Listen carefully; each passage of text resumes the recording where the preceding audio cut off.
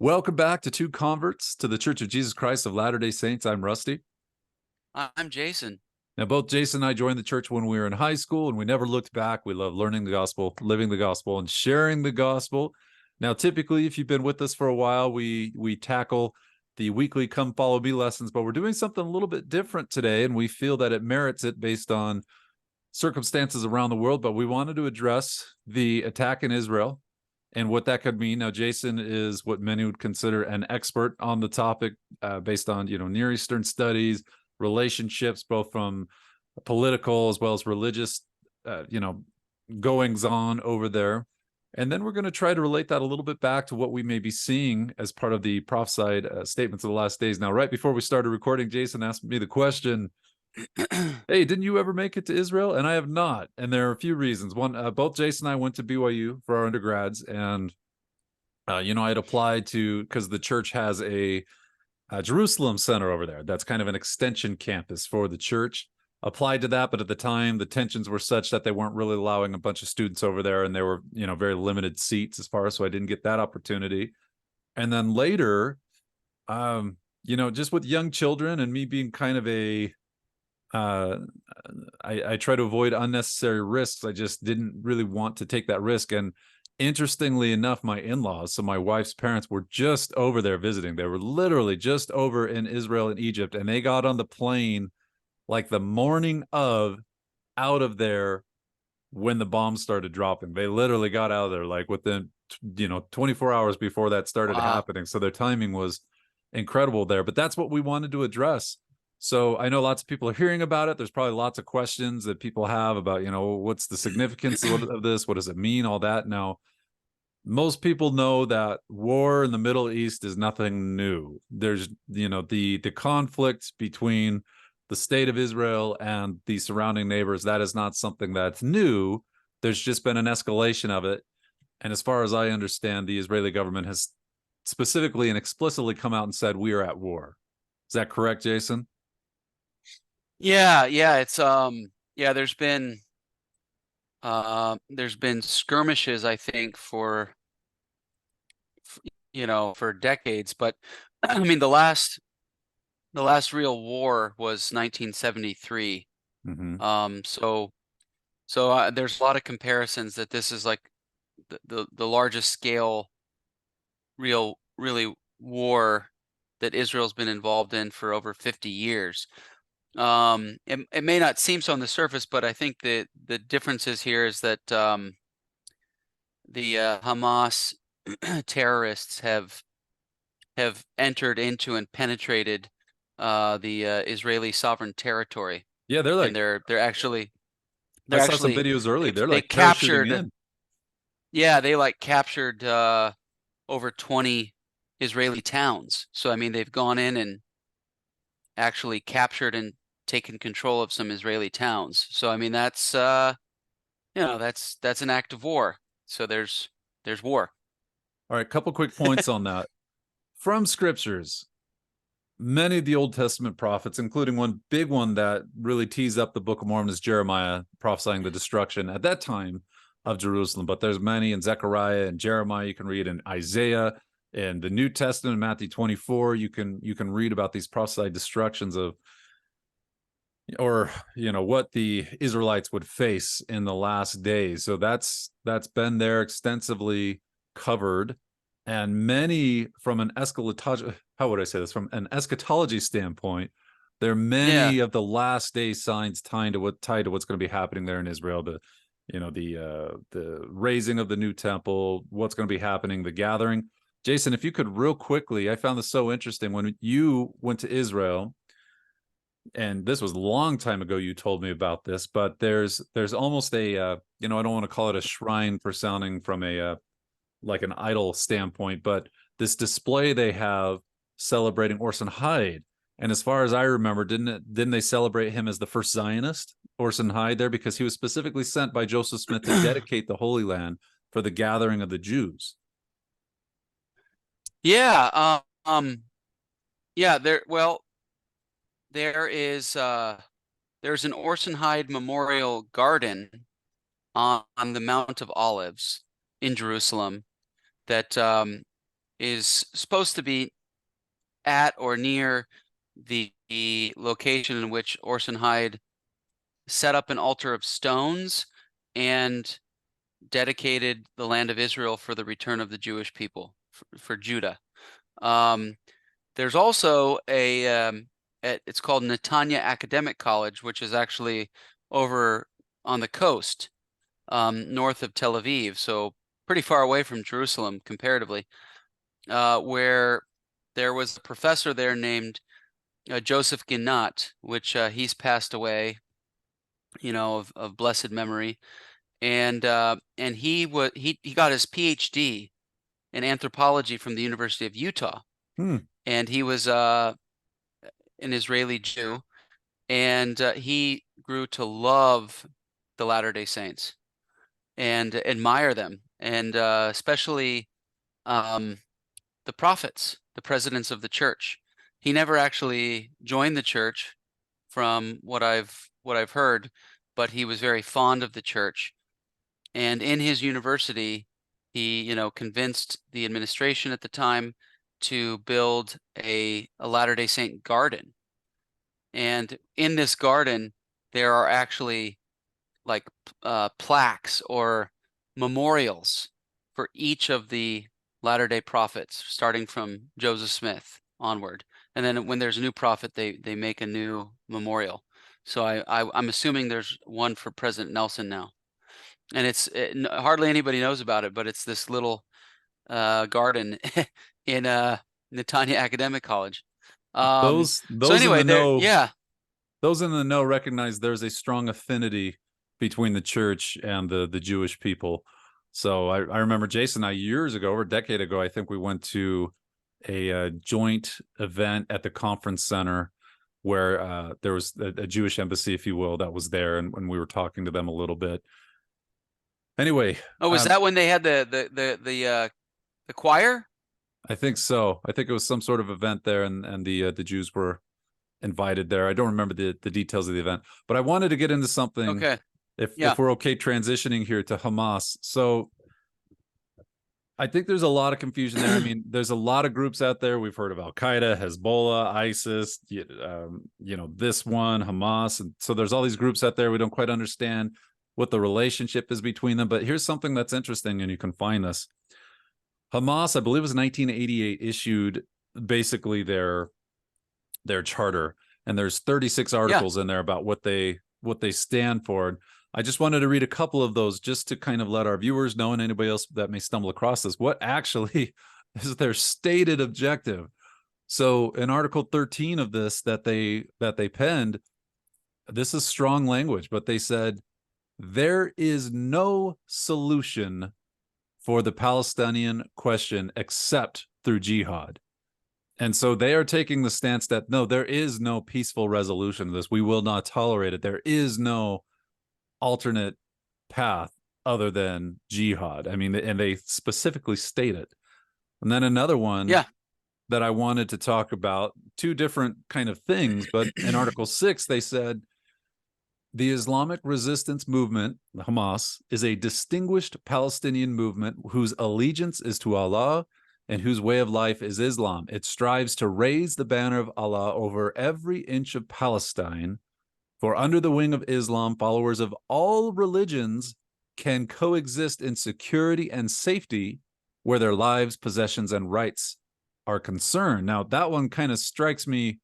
That's interesting that they say that when specifically they state, we're trying to, destroy the Israelites and the Jews. Now, my question is, there's a couple things here. One, is their goal truly just to stop at the lands of Islam and just get Israel out, and then they're going to be content, or is their purpose the destruction of all Jews everywhere? Okay, good question. Well, I should preface, just for the record, that my views on these issues are my own. So I'm not speaking for the Church of Jesus Christ of Latter-day Saints. I'm not speaking for the United States. I'm just speaking as Jason Olson. So you make a great point. There's a lot of different terrorist groups. And they're very similar. How do we distinguish them? Um, to distinguish them is their emphasis, right? What's their emphasis, their focus? Um, Hamas is it is primarily dedicated just to the Israeli-Palestinian conflict.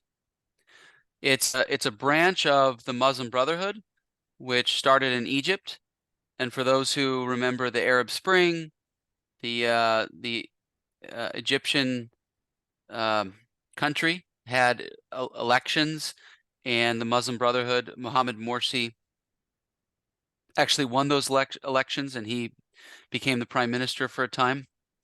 And he was a member of the Muslim Brotherhood. Hamas is a branch of this group that seeks to establish a religious government according to religious law. So yes, they talk about Judaism and Christianity perhaps existing under their rule, but in practice,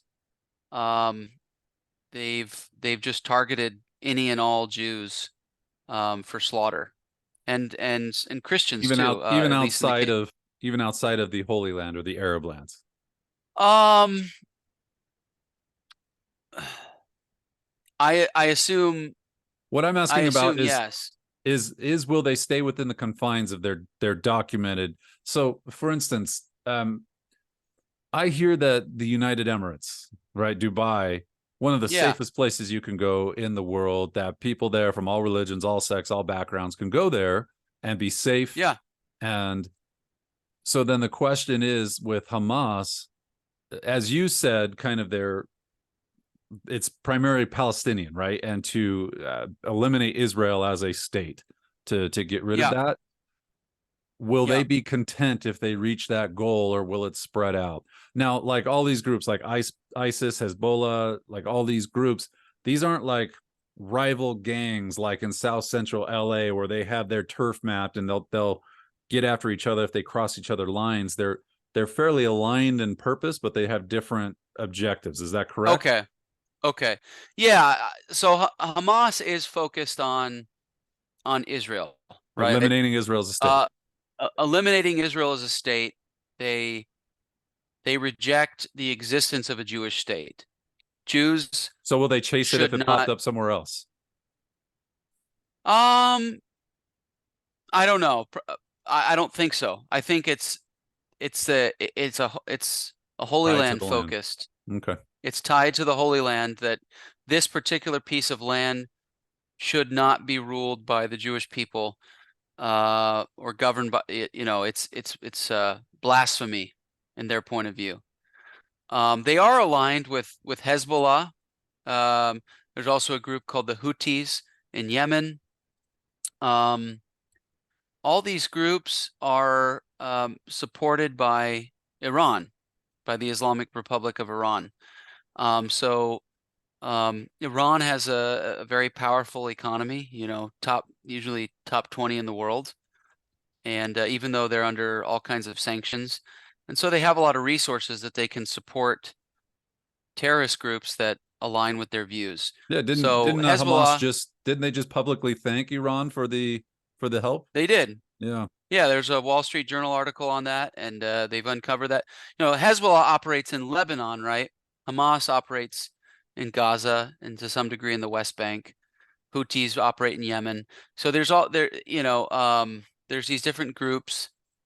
The Syrian Assad regime is somewhat aligned with Iran as well. And then of course there's the Shiite Iraqis. So there's Shiite militias in Iraq as well that are aligned with Iran. So Iran is trying to project its power, and Iran has as a stated policy goal to destroy Israel as well. So naturally, Iran is supporting, funding, training Hamas to be able to carry out the front lines of that war. So, if that makes sense. couple quick questions. So in the is and I again I'm speaking ignorantly here because I know people do the same thing for members of the church, and I'm trying not to do that. I'm trying to sound respectful and not, pile on to all Muslims, right? But it seems like, at least in what was considered the Holy Land, that the majority of the Muslim adherents view the Jews as occupiers in Israel. They specifically call them occupiers, correct? Yeah, yeah. I mean that things have been changing because of the Abraham Accords. So we can't say all Muslims think that way anymore. Like you mentioned the United Arab Emirates, Mm-hmm. where there are programs underway in the United Arab Emirates to help the people there to acknowledge the Jewish people, acknowledge Judaism as a valid religion, a valid people. They've even invited the Church of Jesus Christ of Latter-day Saints to build a temple in Dubai, in Now, the hold on real United Arab quick. Emirates. You just said something. So to get them to view them as a legitimate religion. So obviously, Yes. obviously, Judaism predates um, Islam, right? Just from a Yeah. formal. So do many of them not view Judaism as a valid religion? Well, it's an interpretation, and Uh-huh. it also the precise term is called supersessionism.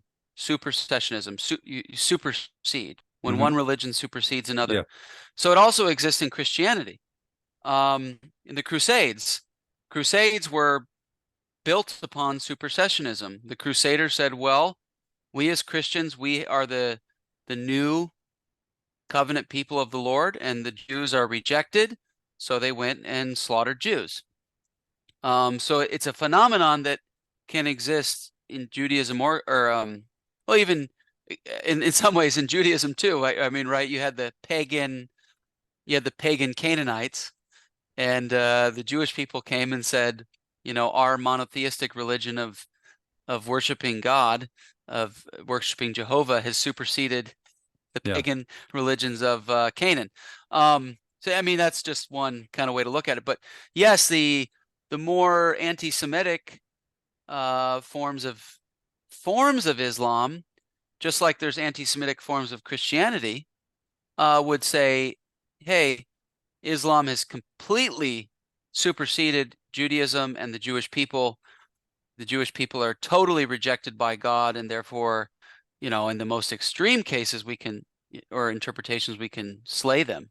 Mm-hmm. And that kind of motivates Hamas. They can just go and just murder, and they're murdering elderly Jews, Yeah, children, it's pretty women. obscene and graphic, the things that they're Yeah. doing. You run across the Sam Harris interview about him discussing these things? No, no, I should. So really Yeah, short, but that's a recent one. yeah, if I may condense it very short Yeah. for our viewers. This is the point that he made, and I would have to agree with him. But he said the true character of the people is displayed when they have power. And so he said the Israelites for a long time have had superior military force than the Palestinians, but they were not Yeah. going in. Again, this is what he said. They were not going out and slaughtering and being, egregious with their treatment of the Palestinians. They've only sought to defend themselves. Whereas if the Palestinians were given the same power that the Israelites had, they would have attacked them immediately and gone after them. So that was his stance: is how is one, from a moral standpoint, how does one treat the other when they have the power? And he had said from his observations that the Israelites Yeah. were not the aggressors usually. Now I know that many, I'm not trying to offend anybody. I know that many Muslims may feel, what do you mean they're the occupiers? They killed our people. I understand that, but if we look at recent history, it seems like the aggression seemed to come primarily from the Palestinian side. Yeah, and well, we have to go back and define occupation, right? And it's a complicated Well, that's a loaded term for sure. term. It's a Yeah, very it's very complicated. But on the one hand, when that term is used, right, are they saying that the Jewish people came out of nowhere and just came to the land of Israel, and like out of nowhere, and just in the late 19th and 20th century and just took it? Because if you actually, even if you strip religion out of this whole equation, Jews have always lived in the Holy Land, in the land of Israel. There's four holy cities of Judaism. There's Jerusalem, Tiberias, Tzfat or Safed, kind of a mystical city, and Hebron, which is where the tomb of the patriarchs, where Abraham, Isaac, and Jacob, um, and Sarah, and Leah, and Rebecca. They're buried in Hebron. I mean, it's like the most sacred burial site, shrine, tomb. So anyway, I mean these are just the four, but there's all I mean, you can go throughout the entire country, and there's Hebrew, there's artifacts of Judaism, you know, of Jewish presence, sure. synagogues, everything. So there's like absolutely no doubt that Jews have always lived there. So if you say the Jews are occupying the land, well, they've always lived in the land. What do you mean occupy? Do the current Um, Palestinians, like in the Gaza Strip and all that, is their claim that they are descendants of like the original Canaanites that were driven out by the Jews the first time, or by the Israelites the first time? uh, so they've some groups have tried to twist that. Maybe more secular groups. So they're saying like, Um, hey, over 3,000 years ago, it was my people that the Israelites pushed out, and they were occupiers then, and they're occupiers now. yeah, but it's very difficult because you know, it was early Muslim conquests, 7th and 8th centuries, right? That after Islam was created as a religion, that AD for uh, our followers. AD, yeah, Mm-hmm. AD CE, Mm-hmm. that Muslim armies came into the Holy Land, the land of Israel, and conquered it. And you begin getting Muslim Arabs from the Arabian Peninsula, which is next door, pouring into the land. So I don't think it's so much of that issue as it is that for centuries, um, for ever since the Islamic conquest, there was a brief interregnum with the Crusades, right, for about a century, but the land of Israel, right, had been under the control of Muslim empires. And then the most recent one was the Ottoman Empire, which was run out of Turkey, of modern day Turkey, Mm-hmm. right? The Istanbul. And so there has never been a Palestinian state in the land of Israel ever. Um, Not to say that, I'm fine with one existing one day, if it could be peaceful. But if a Palestinian state's run by Hamas, like Gaza, I mean, technically Gaza is a Palestinian state. Hamas rules it. There is a blockade because there is a state of war between Israel and Gaza. There's a war, so there's a blockade. But they govern it.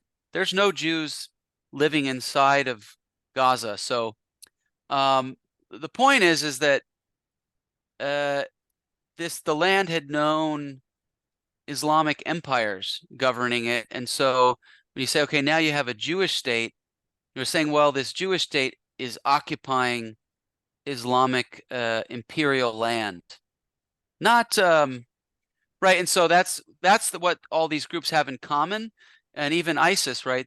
The Islamic State was the desire was to recreate an empire that has no particular borders.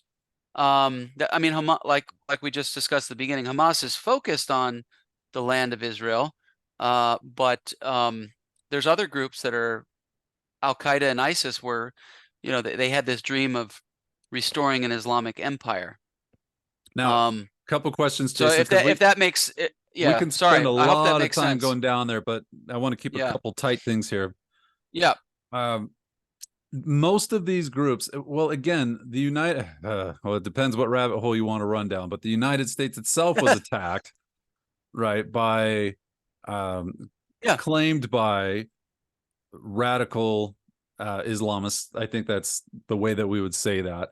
So they've demonstrated that their reach is beyond the Holy Land, that they want to impact a larger area than just that land. Now, maybe, in their mind, that was just to get our attention or warn us to get out or whatever. But, um, moving on from that, I think what I'd really like to do for our viewers to kind of boil this down is this whole conflict really, really boils down to the perceived claim that people have on what is considered, and primarily it seems exclusively that the concern is just based on religious beliefs and claims, because the land of Israel, we're not talking about a humongous geographic area. It's a fairly small geographic area, and I'm Yeah. assuming that it's not like the resources that are there um, are what's impoverishing the rest of the Arab world. So it's like they are wanting Israel back for, natural resources or anything like that. It seems like it all boils down to a religious claim on the Holy Land, and that's what the entire conflict is over. Is that correct? Uh, I think when it comes to Hamas, that's the primary argument of Hamas. Mm-hmm. There are other arguments out there that we could get into if you want. It's There's more secular arguments about indigenous rights, right? When you think about Native Americans, right? Or if we can think about that, and the way that I like to simplify this from a more secular historical point of view, if you want to look at it from that angle, is like Apaches and Navajos. You've got the Apache tribe and you got the Navajo tribe. They're both indigenous tribes. They both want this piece of land in eastern Arizona, Right. right? They're not people that came from they're both like been fighting over this land. Um, and so from a very secular point of view, you could look at it that way. You've got Jewish people that have always lived there. You've got Arab people that have always lived there. And so there's that angle of struggle where these two indigenous tribes in a way are fighting over the same territory that they've lived in. They both live. That's the thing, is you can, Yeah. while you can find Jewish and Hebrew settlement, you can also find Arab settlement. Sure. And so they both live there. And so that part makes it complicated. But with Hamas, there's no compromise because it must be ruled by a religion, not a tribe. So if you can kind of peel apart religion, tribe, it might help you understand what's going on at play here.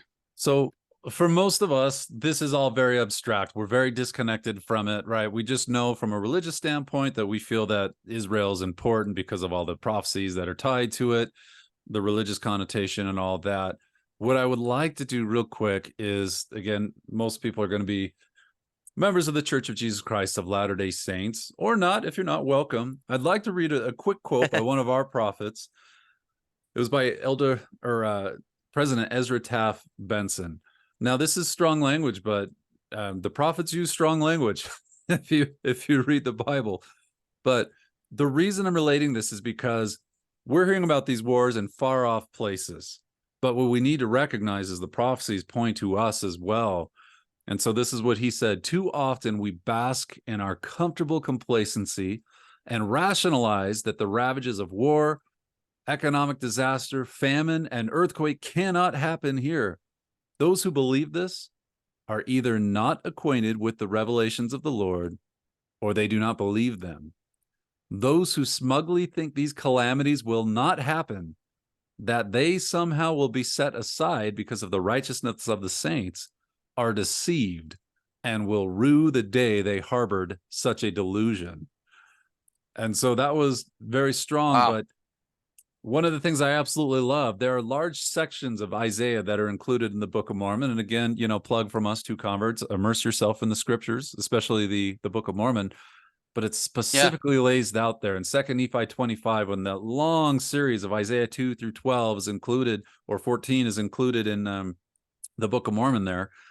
And yeah, Nephi specifically said he includes these things to show that the judgments of God will go to all nations, including ours. And why I bring this up is, again, we may look at the terrible atrocities that are happening over there and think, oh, that's so bad. But are we preparing for that when it comes to us? And this one's been a little tough for me, Jason, because members of the church are known to be kind of preparation minded. I'll say that. And some people take the standpoint of, no, we shouldn't have weapons. We shouldn't fight or anything like that. We should be very peaceful, which is true. We should be very peaceful. But then the question comes up, well, should we be ready to protect ourselves of violence if needed? And I find it very interesting. And I think it could be because America, the land, the United States has been so free of war for so long, and we've been so disconnected from it. We've been softened, and in many ways.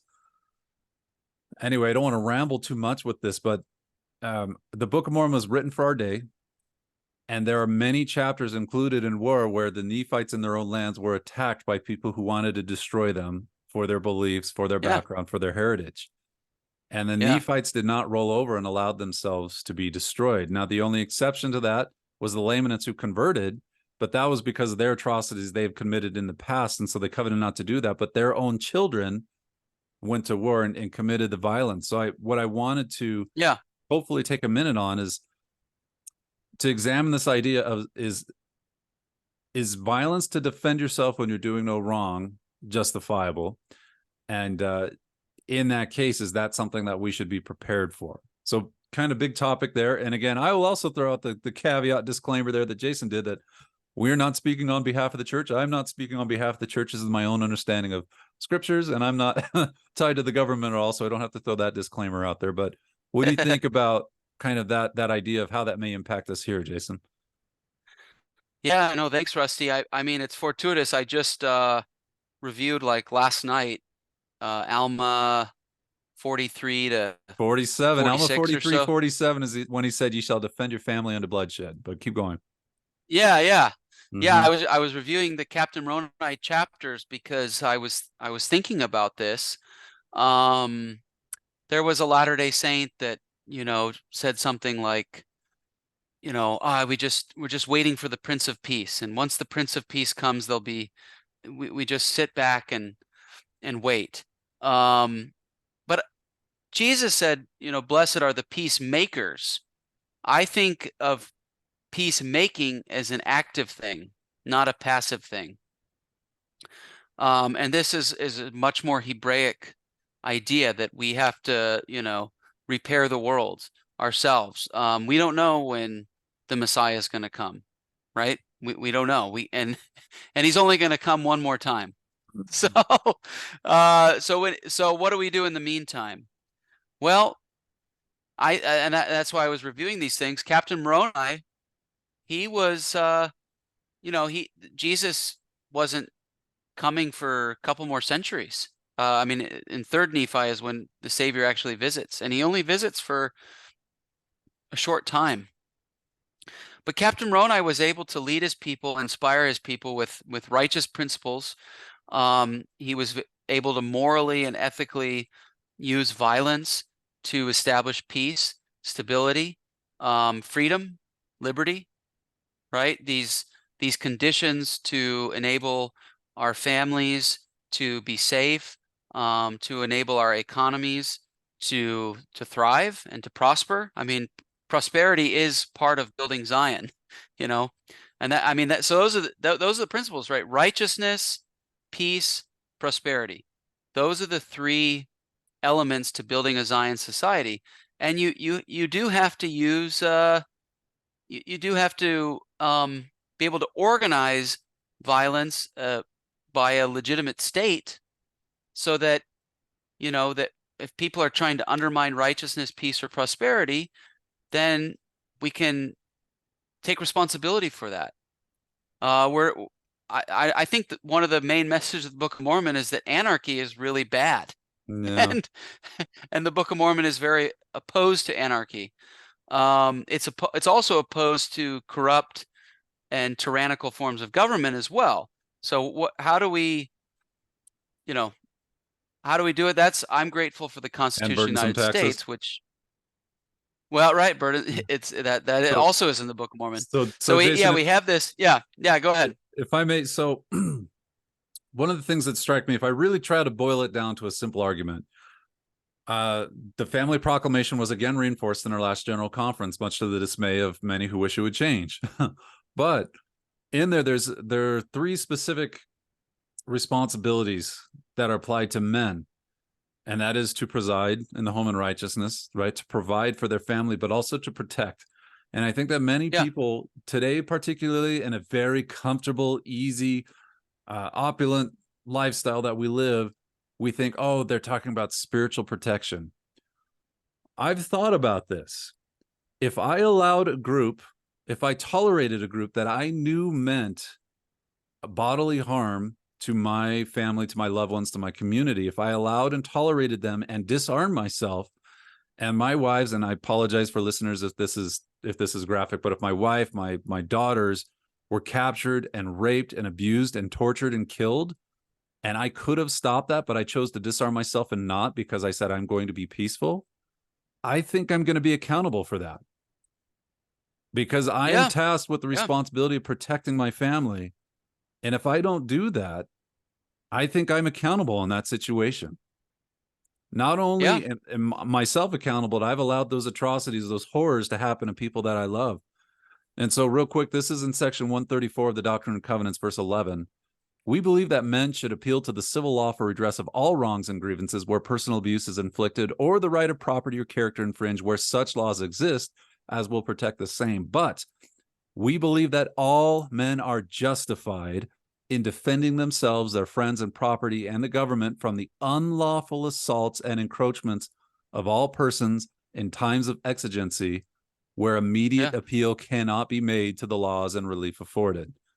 Really breaking that down in simple language is, if your house is under threat by bad people and the authorities can't get there in time, you are justified, and I would say you're responsible to protect your family in that situation.